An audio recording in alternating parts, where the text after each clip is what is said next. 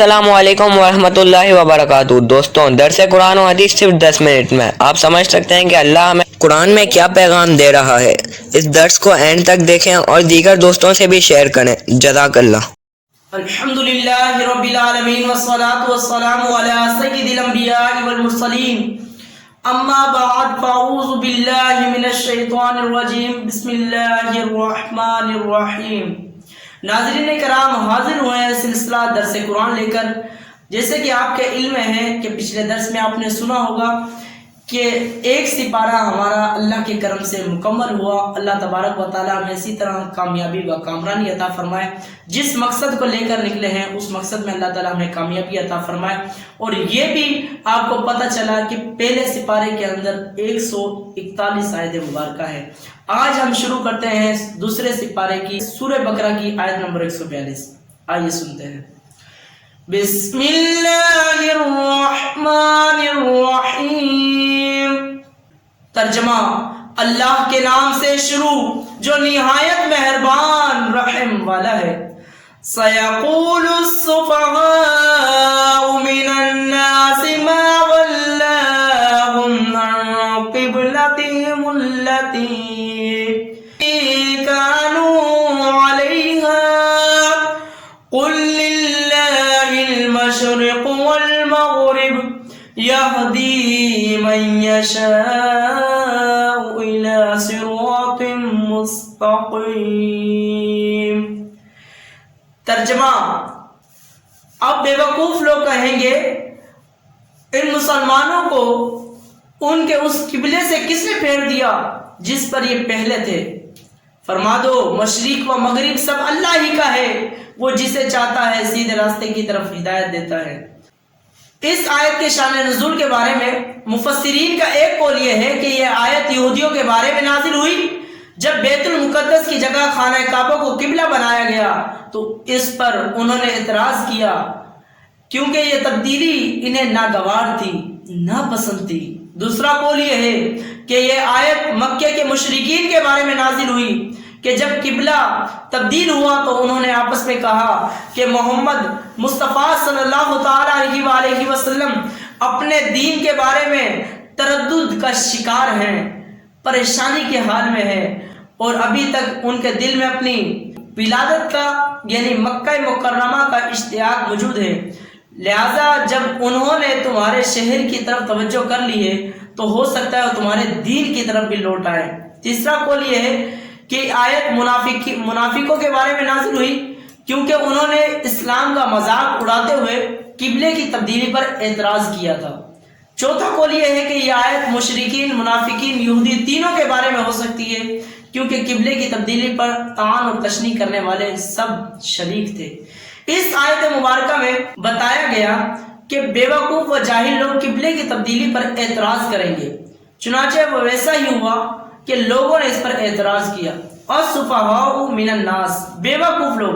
किबले की तब्दीली पर एतराज करने वालों को बेवकूफ इसलिए कहा गया कि वो एक वाज़े बात पर एतराज कर रहे थे। और एतराज जो है वाज़े बात पर नहीं किया जाता बल्कि खफी बात पर, पोशीदा बात पर एतराज किया जाता है। और एक माकूला है कि अल-मुअतरिज़ु कल आमा, एतराज करने वाला अंधे की मानिंद होता है। एतराज करने वाले को पता ही नहीं होता क्या एतराज करना है, किस वक्त करना है। तो बुजुर्गान दिन फरमाते हैं, बड़े लोग फरमाते हैं कि अल-मुअतरिज़ु कल आमा, एतराज करने वाला जो है वो अंधे की मानिंद है। क्योंकि साबिक़ा अंबिया कराम ने अपनी नबी आखिर ज़मान सल्लल्लाहु अलैहि वसल्लम के खसाइस में आग का लक़ब ज़ुल किबलतैन यानी 2 किबले वाला होना भी जिक्र फरमाया था। और किबले की तब्दीली तो इस बात की दलील है कि वही नबी हैं जिनकी पहले अंबिया कराम खबर देते आए। तो सदाकत की दलील को तस्लीम करने के बजाय उस पर एतराज करना हमाकत है, इसलिए इन्हें बेवकूफ़ कहा गया।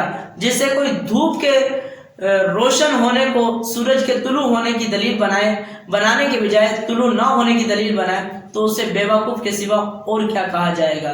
तो कहा कि बेवकूफ़ इसलिए कहा कि उन्होंने एक वाज़े بات پر دلیل مانگی. جو انبیاء کرام صدا سے ایک بات کہتے آ رہے تھے. ایک نبی ہیں جو ذو قبلتین ہے, دو قبلے والے ہیں. پہلے ان کا قبلہ بیت المقدس ہوگا, پھر خانہ کعبہ کو قبلہ بنا دیا جائے گا, اس لیے انہیں ذو قبلتین, دو قبلے والا کہا جاتا ہے. تو کہا کہ ایک انبیاء کرام سابقہ سے بات کہتے ہوئے آ رہے تھے, تو لوگوں نے اعتراض کرنا شروع کر دیا.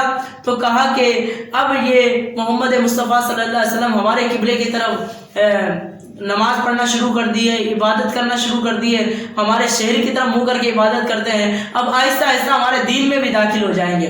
انہیں کیا پتا کہ اللہ تبارک و تعالیٰ نے انہیں حکم دیا ہے.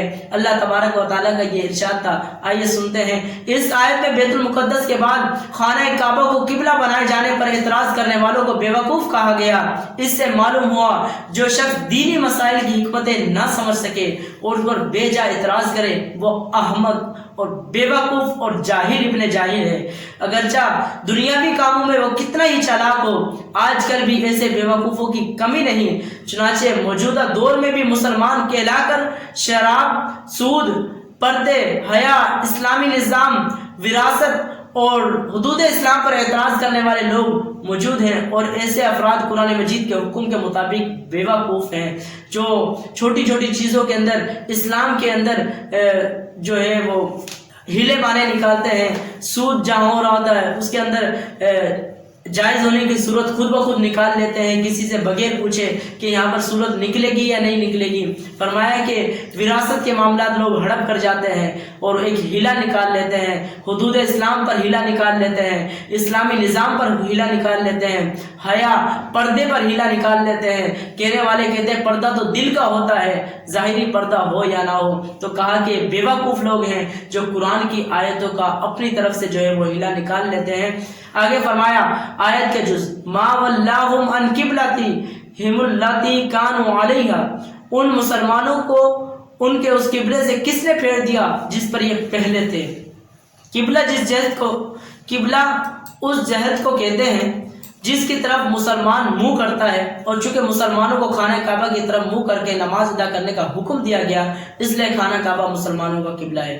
یاد رہے کہ حضرت آدم علیہ السلام سے لے کر حضرت موسیٰ علیہ السلام تک کعبہ ہی قبلہ رہا, پھر حضرت موسیٰ علیہ السلام سے لے کر حضرت عیسیٰ علیہ السلام تک بیت المقدس قبلہ رہا, اور مسلمان بھی مدینہ منورہ میں آنے کے بعد تقریباً 16-17 ماہ تک بیت المقدس کی طرف منہ کر کے نماز پڑھتے رہے. اور اس کے بعد نماز ظہر کی ادائیگی کے دوران مسجد قبلتین میں قبلے کی تبدیلی کا واقعہ ہوا. نیز یہ بھی یاد رہے کہ حج ہمیشہ کعبے ہی کا ہوا ہے, بیت المقدس کا حج کبھی بھی نہیں ہوا.